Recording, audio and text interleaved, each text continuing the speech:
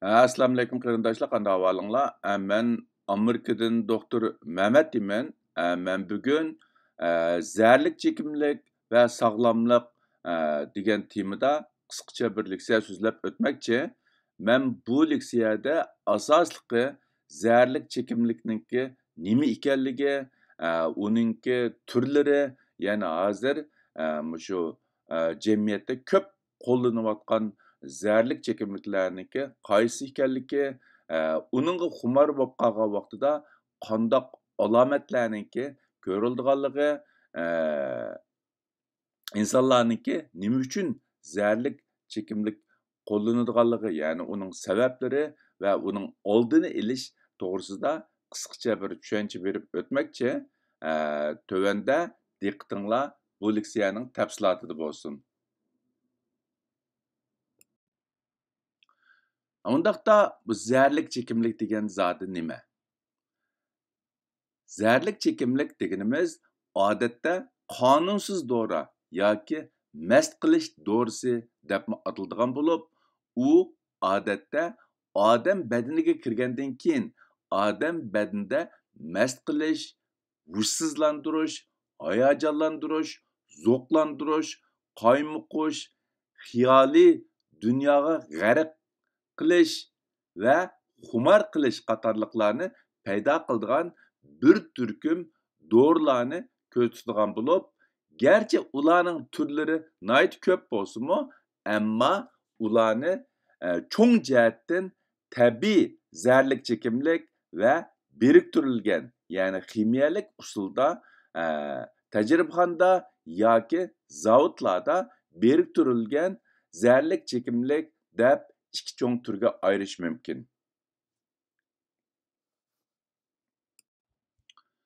Undaqda hozir jamiyatda ko'p qo'llanayotgan zarlik chekimliklar qaysilar degan vaqtida uni men yuqorida deb o'tgandagidek ikki xil cho'ng tur bo'yicha tanishtirish mumkin.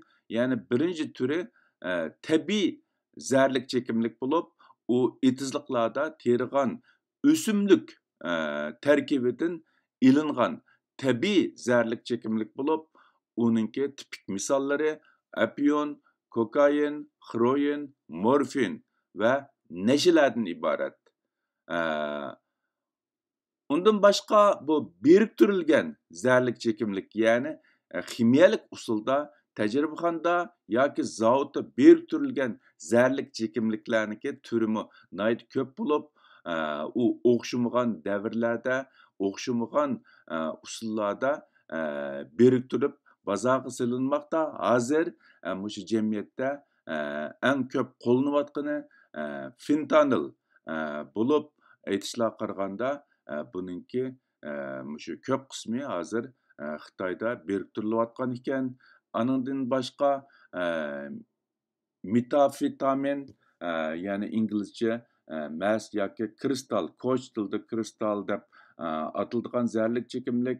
Undan boshqa ecstasy yoki MDMA deb koç tilida ataldigini, aningdan LSD yoki acid, ya'ni kislota deb ataldigini, PCP yoki angel dust deb ataldigini, aningdan keyin bath salt, ya'ni ama shu munchida o'birnida qo'llanadigan tuz degandagidek, bular har xil koç tillari bilan ifodalangan bo'lib, buni uyg'urchada nim deb tarjima qilganligini bilmaganligim uchun men asli shu hozir ko'chalarda jamiyatda iqib yurayotgan ismlar bilan aynan oldim.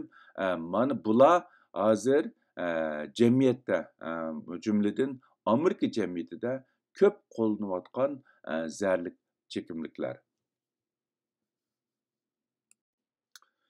Yuqoriqilar shu jamiyatda hozir ko'p qo'llanayotgan zarlik chekimliklar bo'lib, agarda yinimizda birisi shu zarlik chekimlikka ugunib qolgan bo'lsa yoki uning xumor bo'lib qolgan bo'lsa, biz uni qandoq farq eta olamiz yoki ularda qandoq alomatlar bo'ladi degan vaqtida, inson zarlik chekimlikka xumor bo'lib qolgan vaqtida tuvandagidek ahvollar yoki alomatlar ko'rilishi mumkin. Birinchisi ko'p esnash, ruhsiz yoki mag'dursiz his qilish, diqqatini yig'olmaslik. Eee, bu xil ahvol boshqa ahvollardami ko'riladigan bo'lib, buninglik bilanla kelsa bu odam zarlik chekimlikka ugunib qopti deyamasligimiz mumkin. Ammo boshqa alomatlar bilan birlashtirib diqqat qilganimizda uni farq etishmi uncha qiyin bo'lmasa kerak. Ikkinchisi, zarlik chekimlikka bo'lgan tashnoligi kun sayin ish berish. Uchinchisi, o'zini kontrol qilolmaslik va yoki zarlik chekimlikni tashlash, qayta mag'lub bo'lish.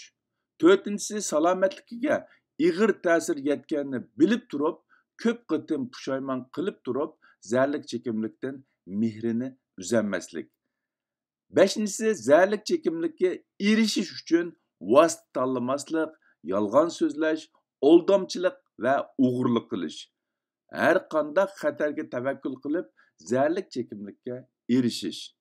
Oltinchisi, ijtimoiy aloqani to'xtatish, burun aralashgan og'illari, do'st birodarlar bilan yiroqlashish yoki o'zi bilan o'xshash bo'lgan kishilar bilan qaytadan do'st bo'lib, ular bilan aralashish. Yettinchisi, o'rganish va xizmatda ko'zga ko'rinarlik darajada chekinish yoki ulardan yiroqlashish. Mana bular zarlik chekimlikka xumor bo'lib qolgan kishilarda ko'riladigan alomat va alayliklar bo'lib, agar yinimizda mush xildagi ahvollar ko'rilgan insonlarni sezganimizda biz ularninki zarlik chekimlikka xumor bo'lib qolganligini faraz qilishimiz qiyin emas. Bu insonlarning ko'zlari odatda normalda o'ltirishib ketgan bo'ldi. Bir xil uyqusizlik, ya'ni chiroydan bir xil uyqusizlik, harg'inlik chiqib turishi mumkin. Albatta, bularninki ko'pinchisini bu zarlik chekimlikka ugunib qolgan insonlar boshqalardan yoshirish uchun har xil amal chora tadbirlarni qo'llanganlik uchun ba'zida uni bilishmi uncha oson emas. Undaqda bu zarlik chekimlikninki qandaq ziyon, qandaq ta'sirlari bor degan vaqtida birinchisi, zarlik chekimlikning sog'lomlikqa olib kelgan ziyoni zarlik chekimlikninki konkret turlariga asosan farqli bo'ladi. Ikkinchisi, ba'zi zarlik chekimliklar qisqa muddatlik zaxmi paydo qilsa, yana ba'zi zarlik chekimliklar uzun muddatlik zaxmi paydo qiladi. Ya'ni sog'lomlikqa ig'ir darajada ta'sir yetkazadigan bo'lib, u zaxmlar ham jismoniy jihatdagi sog'lomlik, ham psixologiyalik, ya'ni ruhiy jihatdagi sog'lomlik jihatlarda bo'ladi. Uchinchisi, zarlik chekimlikning hammasi degidek xumor bo'lishni keltirib chiqardi. To'rtinchisi, badanning immunit kuchini zaxmi qilib, kasalga qarshi turish kuchini oziltib o'tadi. Shu sababdan har xil kasalliklarga oson giribtor bo'lishi mumkin. Beshinchisi, zarlik chekimliklarning hammasi degidek mast bo'lish, qaymoqish, ko'ngli aynish, qusish, qavziyat, yurak tez so'qish, hayajonlanish, zo'qlanish paydo qiladi. Oltinchisi, as saqlash, sog'lom tafakkur qilish, normal o'rganish va xizmatga ta'sir ko'rsatadi. Yettinchisi, ushtumtut o'lib ketishni keltirib chiqarishi mumkin. Bu zarlik chekimliklarniki ziyoni yoki ta'sirini tilga olgan vaqtida men yuqorida o'xshamagan zarlik chekimliklarniki ziyoni va ta'siri farqli bo'ldi deb o'tgan edim. Endi bu kokain, ya'ni eng ko'p uchraydigan kokainninki qandaq ziyoni bor degan vaqtida u ziqqa kesili, uchayning chirishi va AIDS virusi bilan yuqumlanish xavfini oshirdi. Oson xumor qiladi. Ko'p miqdorda qo'llanganda o'lishni keltirib chiqarishi mumkin. Anundan keyin bu ko'p uchraydigan, ko'p qo'llanayotgan shu biriktirilgan bu zarlik chekimlikning biri bo'lgan metafetaminninki tunji qitim qo'llanganda salomatlikka ig'ir ta'sir ko'rsatgan bo'lib, ba'zida o'limni keltirib chiqardi. Uzun muddat qo'llangan vaqtida tashvishlanish, gangirash, uxlayolmaslik, oson qo'rqish va oson ochiqlanish, talvilik qatorliq har xil ruhiy kasallik alomatlarini keltirib chiqardi. Undan boshqa fentanil morfinga o'xshaydigan, ammo uning zararlik kuchi morfindan 50 hassidan 100 hassi kuchlik bo'lgan bir turilgan zararlik chekimlik bo'lib, ba'zida tunji qitim qo'llangandimi odamni o'ltirib qo'yishi mumkin. Bu hozir Amerikadagi yoshlar ichida o'limni keltirib chiqargan eng muhim zararlik chekimliklarniki biri. Ko'rayotganinglar 1999 yılı bilen 2021 yılı arasında Amerika'da zararlik çekimlik çekip ölüp ketkenlerninki umumi sani bulup sol taraftakisi 1999 yıldaki sallık malumat bulup o vaxtıda tahminen 20 bin adam bu zararlik çekimlik çekip ölüp ketken bolsa onundan keyin bu san üzlüksüz köpeyip 2021 yılga kelgan vaqtida jami 106.699 odam zararlik chekimlik chekib o'lib ketgan. Bularni shuni ko'rib olishga bo'ldiki, Amerika jamiyatidami bu zararlik chekimlik masalasi nihoyat ig'ir masala bo'libmi bak shu 18 yosh bilan 30 yosh orasidagilar ichida bu zararlik çekimlik ularning o'lib ketish sababi ichida birinchi turdi, ya'ni qatnash voqeasi sababidan o'lib ketganlarga nisbatan yuqori bo'lib, bu zararlik chekimlik Amerika jamiyatida haqiqatan ig'ir masalalarniki biri hisoblanmoqda. Ko'rayotganinglar 1999 yil bilan 2020 yılı arasında Amerika'da o'xshamagan zararlik chekimliklar bilan o'lib ketganlarniki selishtirma xarakterlik sonliq ma'lumot bo'lib, buningda 7 xil o'xshamagan zararlik chekimlik bilan o'lib ketganlarniki soni o'zaro selishtirilgan. Bu ko'rayotganinglardagidek shu 1999 yılı bilan 2015-2016 arasında bu 7 xil zararlik chekimliklarninki o'lib ketish nisbati cho'ng farqlanmagan bo'lsa, 2016 yildan keyin fentanil bilan o'lib ketganlarning soni ko'zga ko'rinarli darajada tez suratda ish bo'lgan. 2020 yilga kelgan vaqtida mush fentanilninki bir xil zararlik chekimlik bilan o'lib ketganlarning soni 60 mingga borgan.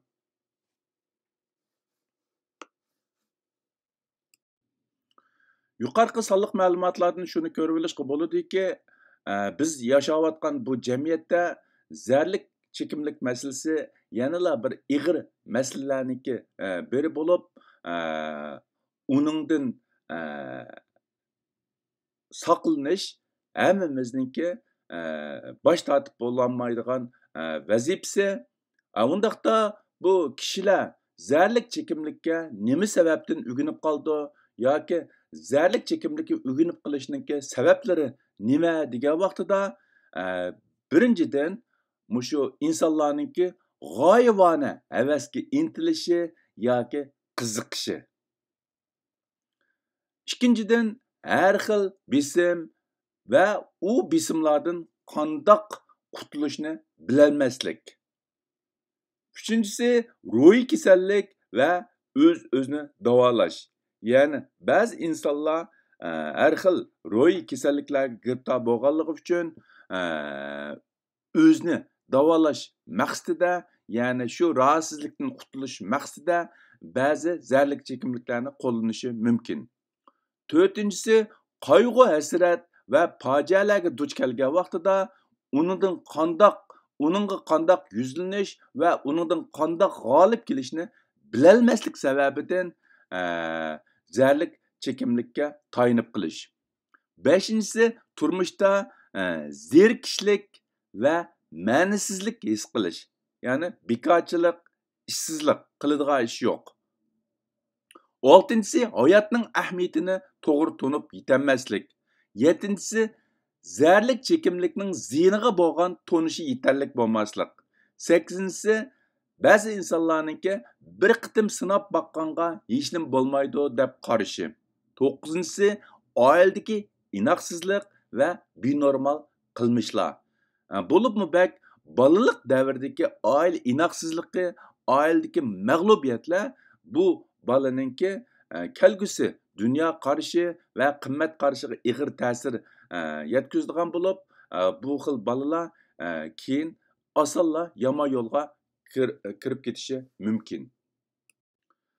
Bu zarlik chekimlikka xumor bo'lib qolganlar zarlik chekimlikni tashlashi nima uchun qiyin degan vaqtida uning asosli sababi zarlik chekimlikni tashlagan vaqtida ba'zi bearomlik ahvollar, ya'ni rohatsiz ahvollar ko'riladigan bo'lib, ular tovandikicha, ya'ni bu zarlik chekimlikni tashlagan vaqtida tuvandiki ahvollar ko'rilishi mumkin. Birinchisi ish surish, ko'ngli aynish va qusish. Ikkinchisi ig'ir darajada muskul va suyak og'rish, muskul tortishib qilish. Uchinchisi bearam bo'lish, rohatsiz va horg'inlik his qilish. To'rtinchisi uyqusi kelmaslik, uxlayolmaslik. Beshinchisi put-qo'li titrash, diqqatini yig'olmaslik. Oltinchisi ig'izi qurish, ishtahasi o'zgarish yoki tomoq yegisi kelmaslik. Yettinchisi oson cho'chish, ochiqlanish, qo'rqish, tushkunlanish. 8-si bosh og'rish, bosh qish, gangrash, qaymoqish. Bular mushu zarlik chekimlikka ugunib qolganlar zarlik chekimlikni tashlagan vaqtida ko'riladigan ahvollar bo'lib, bu xil ahvollarni bu zarlik chekimlikka ugunib qolg'ichi o'zlari bir taraf qilamaganligi uchun ularniki zarlik chekimlikka qayta kirishib ketish ehtimoli nihoyat yuqori bo'ldi. Shunlashqa bu xil ahvolda cho'qim kasbiy xodimlarningki yordamiga erishish, muvofiq davolanish bu qiyin ahvollardan birlikda g'olib kelishga to'g'ri keldi. Yuqoriqilardan shuni ko'rib olamizki, bu zarlik chekimlik bizningki sog'lomligimizga mayli ro'y jihatdan bo'lsin, mayli jismoniy jihatdan ig'ir ta'sir yetkazadigan bo'lib, zarlik chekimlikka xumor bo'lib qolg'uchi yoki zarlik chekimlikka ugunib qolgandan keyin uni tashlashmi nihoyatda bir qiyin, mushkul bir jarayon. Shunlashqa shu sabablar tufaylidan bu zarlik chekimlikning oldini olish ninki naqadar muhimligini hammamiz his qila olamiz. Undaqda bu zarlik chekimlikning oldini qandoq og'ilib bo'ldi degan vaqtida bumu bir ig'ir bir vazifa, qiyin bo'lgan bir jarayon. Amerika hukumati shu zarlik chekimlikka qarshi kampaniya boshlagan 50 yildan buyon 1 trillion dollardan ortiq pul sarf qilib bu zarlik chekimlikni kontrol qilishga uringan bo'lsa-mu, ammo nihoyat afsus buning unumi yetarlik bo'lmayli qolmasdan, balki zarlik chekimlik chekish masalasi Amerika jamiyatida kun sayin ig'irlashayotgan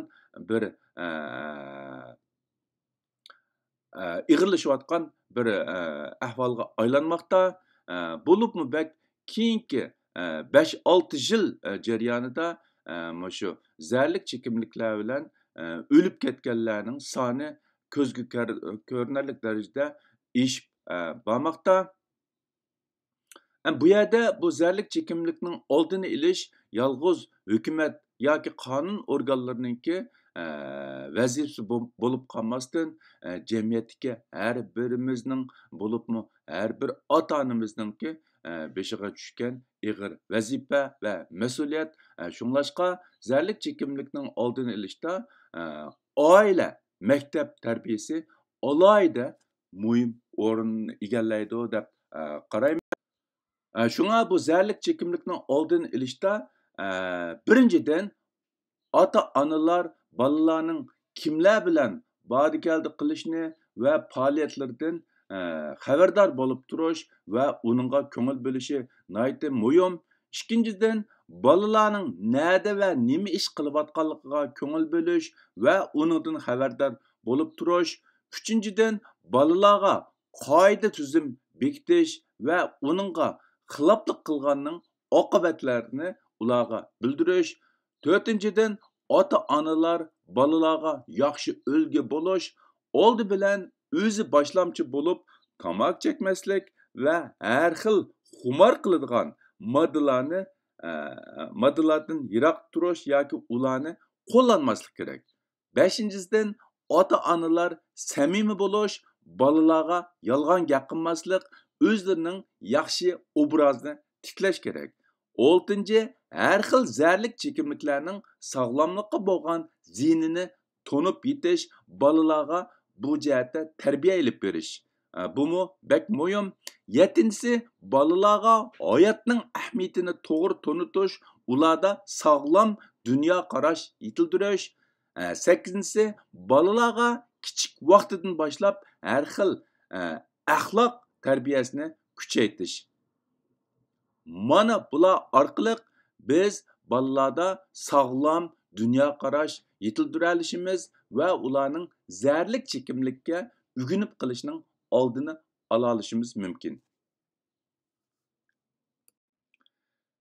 Bugungi bu zarlik chekimlik va uning sog'lomlikqa bo'lgan ta'siri degan qisqa leksiyani mishad og'irlashtirmoqchi. Hammanglarning diqqat berganinglar ko'pdan ko'p rahmat.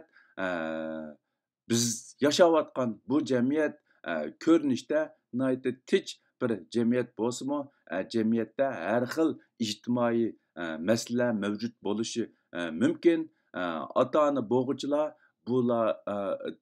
bularni inkor qilishning o'rniga ularga yuzlanish, ya'ni uning mavjudligini e'tirof qilish va uningga qarta tadbirlarni ilib berish orqali balalarimizning, ya'ni bizning kelgusi istiqbolimiz bo'lgan balalarimizninki bu yo'ldan yiroq turishiga, bulardan yiroq turishi uchun qo'limizdan kelishicha tirishchanlik ko'rsatishimiz balalarning kelgusi uchun nihoyatda muhim. Shunglashqa bu leksiyani har bir ota-onaninki anglab chiqishini umid qilaman. Xayr xo'sh, ko'rishguncha omon bo'linglar.